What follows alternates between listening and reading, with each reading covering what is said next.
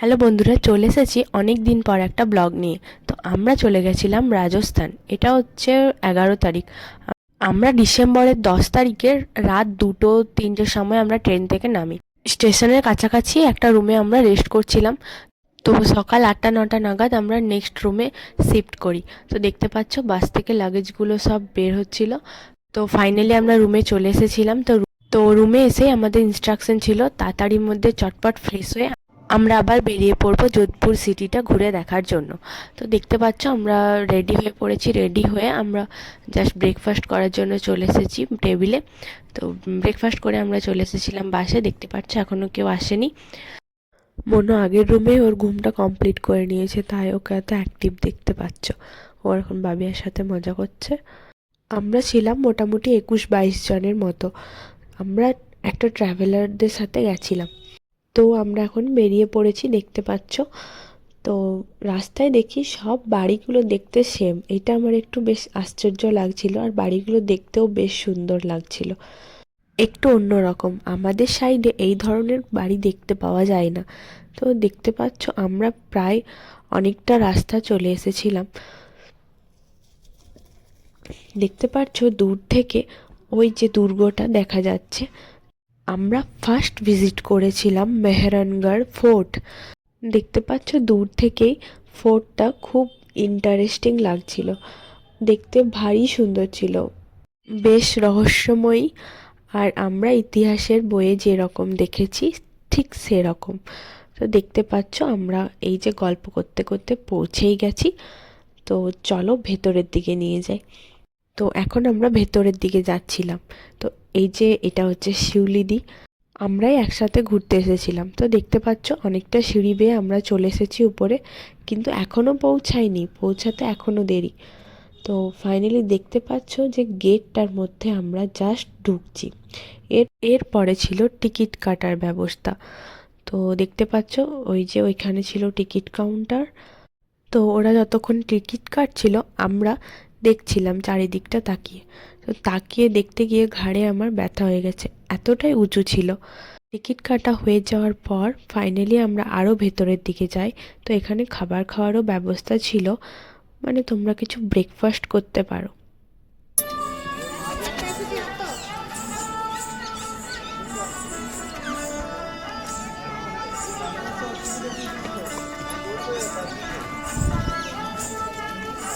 এখানে মাঝে মাঝে যে মিউজিকগুলো হচ্ছিল শুনতে বেশ ভালো লাগছিল।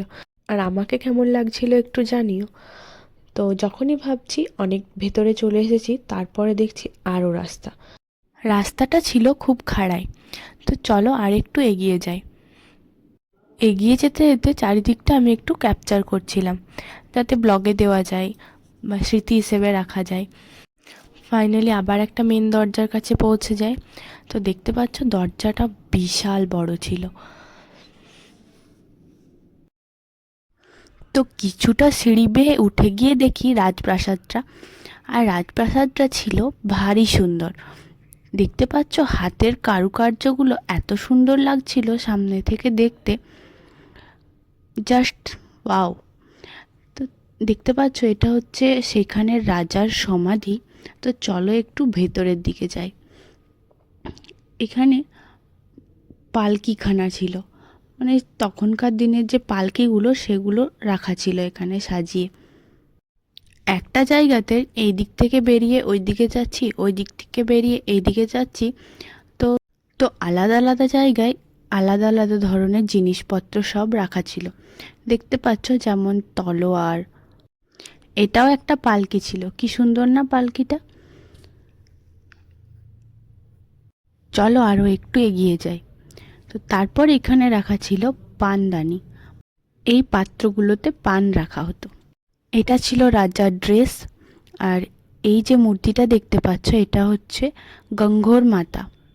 ওইখানে নাকি এই ঠাকুরের পুজো খুব প্রচলিত।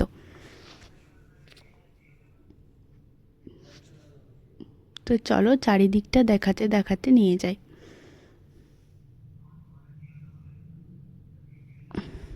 এবার আমরা যাচ্ছিলাম একটু উপরের দিকে।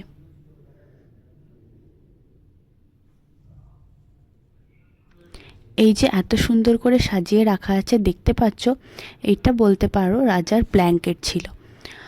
তো দেখতে পাচ্ছ এখানে সব ধরনের ড্রেসগুলো সব প্রিজার্ভ করে রাখা রয়েছে। আর এটা ছিল শীষমহল, দেখতে খুব সুন্দর লাগছিল, জাস্ট চোখ সরানো যাচ্ছিল না। এটা ছিল রাজাদের বসে থাকার জায়গা। এখানে রাজারা তার প্রিয়জনদের সাথে বসে গল্প করতো। যাই হোক, আর এই সিঁড়িটা এতদিন পুরনো, এখনো এত সুন্দর আছে, আমি একটু অবাক হয়েছিলাম। আর এই উপর থেকে নাকি রানীরা নিচে যে আসর বসতো, ডান্স হতো, সেগুলো সব দেখতো। তো দেখতে পাচ্ছ ভিউটা উপর থেকে কি দারুণ লাগছে। এখানে বল্লভগুলো সব সাজিয়ে রাখা আছে, সাজানোটা খুব সুন্দর লাগছিল। সব অস্ত্র এখানে রাখা রয়েছে। এই যে এখানে পাশা খেলতো নাকি, এটা ছিল রাজার রুম। তারপর আমরা চলে গেছিলাম যে রাজকুমার রাজকুমারীরা যে দোলনায় শুতো, সেইগুলো যে রাখা ছিল খুব সুন্দর করে, সেটা দেখতে আমার ভারী ভালো লাগছিল। দেখতে পাচ্ছ কত সুন্দর দোলনাগুলো। তারপর ভেতরের মধ্যে একটু মার্কেটের মতোও ছিল, তোমরা চাইলে শপিং করতে পারো। আমরা কিছু কিনিনি, জাস্ট দেখছিলাম।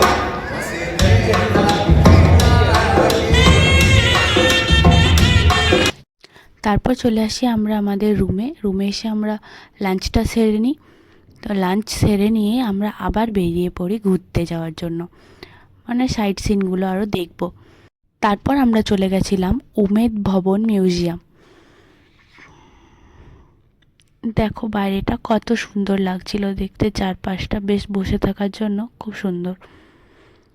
এই যে আমরা ভেতরে ঢুকে পড়ি, এখানেও সেই রাজাদের সব পুরনো জিনিসগুলো প্রিজার্ভ করে রাখা আছে, ওদের ফটো। আর এই যে শিউলি দিয়ে আমি একটু টাইম পাস করছি। তারপর আবার কন্টিনিউ করি দেখা। এখানে নাকি দেখাচ্ছে যে রাজা যখন খুব ছোট ছিল তখন এদের সবাইকে নাকি হারিয়েছিল। এগুলো খুব সুন্দর ল্যাম্প টাইপের ছিল। তো চলো আরও জিনিসগুলো দেখো। এখানে রাজা নাকি পোলো খেলতো, আর এই যে সব ট্রফিগুলো সাজানো রয়েছে, এগুলো সব রাজাই জিতেছিল।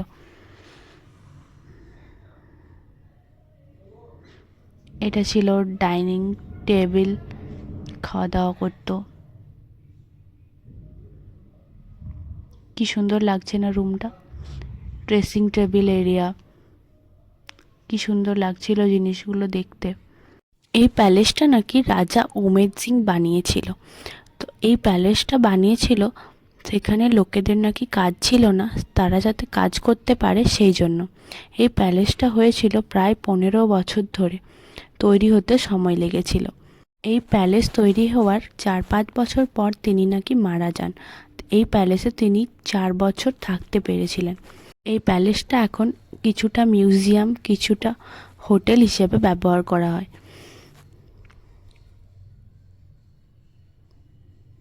এই যে এইটা হচ্ছে পুরো প্যালেসটার স্ট্রাকচার। আর এইখানে পুরোনো দিনের অনেক এক্সপেন্সিভ কারগুলো সব রাখা ছিল, রোলস রয়েস, অডি, বিএমডব্লিউ, সব ধরনের। আর গাড়িগুলো জাস্ট ওয়াও লাগছিল দেখতে, খুব সুন্দর ছিল গাড়িগুলো। দেখতে পাচ্ছ কতটা তোমাদের দেখাতে পাচ্ছি। এই গাড়িটা তো খুবই সুন্দর ছিল। তো বাইরে যাওয়ার আগে দেখতে পাচ্ছি একটা ময়ূর দেখলাম। ওই প্যালেস থেকে বেরিয়ে এসে বাইরের ভিউটা জাস্ট এরকম ছিল। দেখতে পাচ্ছ চারিদিকটা কতটা সুন্দর লাগছে। এখন বিকেল হয়ে এসেছিল প্রায়, ঘুরে ঘুরে এনার্জি পুরো শেষ, তাই একটু ড্রিঙ্ক ঠান্ডা ঠান্ডা। তারপর আমরা চলে গেছিলাম মন্দোর গার্ডেন।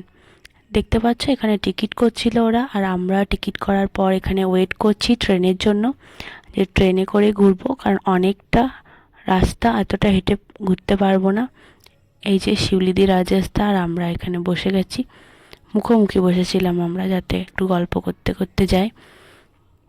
চারিদিকটা দেখতে পাচ্ছ কতটা সুন্দর লাগছে। একটু পরে নাকি এখানে, মানে একটু রাত হলে একটা লাইট শো হয়, তো আমাদের সেটারও টিকিট করা ছিল। তো চলো দেখো আমরা লাইট শোটা দেখেছিলাম না দেখিনি। চারিদিকটা দেখতে দেখতে এগিয়ে যাই।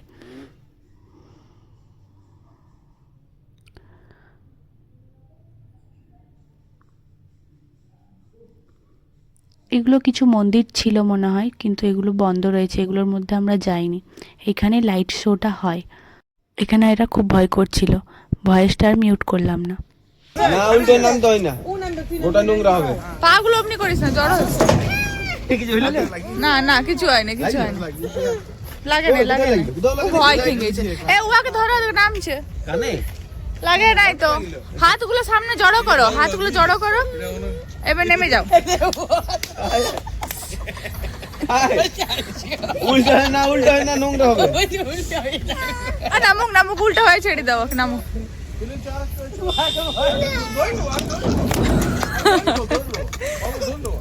উল্টো হয়ে নাম, উল্টো হয়ে নাম, কিছু হবে না। উল্টো হয়ে নামুক, কিছু হবে না, ধরে ঠিক মতো করে না বললে তো হবে না। আমি ফোন ও একটু, ওর দুষ্টুমি একটু আলাদা লেভেলেই চলে, তো উল্টো করে নেমে গেল। এখানে কতগুলো অ্যাক্টিভিটি ছিল, তো এগুলো করার বেশ ইচ্ছে লাগে। তো চলো দেখো আমরা এখানে কি করছিলাম।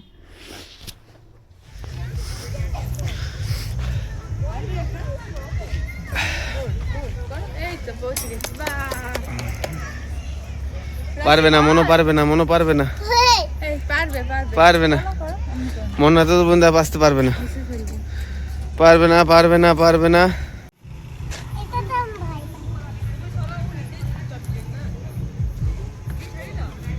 একটা করে দড়ি ধরবে। চলো, এটা খুব ইজি, চলো।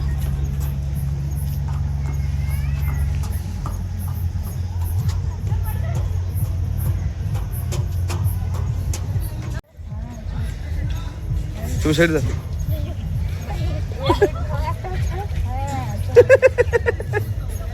তুই ছেড়ে দাও, ছেড়ে দাও, ছেড়ে দাও।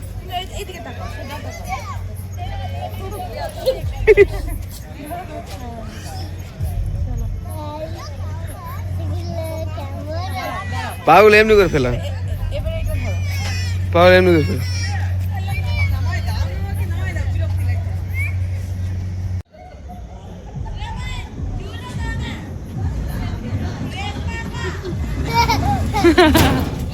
আমাদের দুই কুচুমুনুর হয়ে যাওয়ার পর এবার আমরা স্টার্ট করি।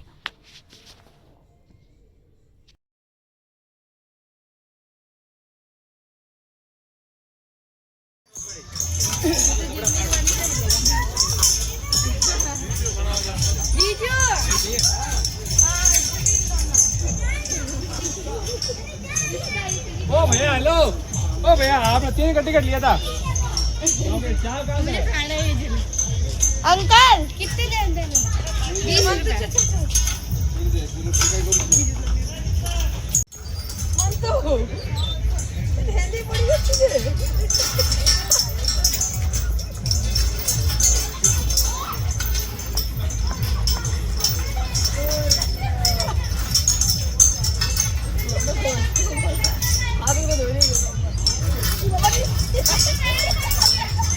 মনো এদিকে আয়।